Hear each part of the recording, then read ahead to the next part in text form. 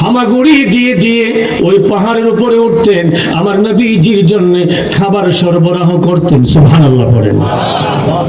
মা খাদিজা রাদিয়াল্লাহু তাআলা আনহা এমন ভাবে আমার নবীর ভালোবাসা লাভ করেছিলেন, এমন ভাবে আমার নবীজির জন্য জীবনটা উৎসর্গ করে দিয়েছিলেন।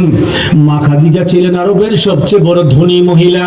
আমার নবীকে আরবের কাফেরেরা আমার নবীকে গরিব বলতেন, অসহায় বলতেন, এতিম বলতেন। আমার নবীজিকে ভৎসনা করতেন, ঠাট্টা মস্করা করতেন, ছোট করে দেখতেন।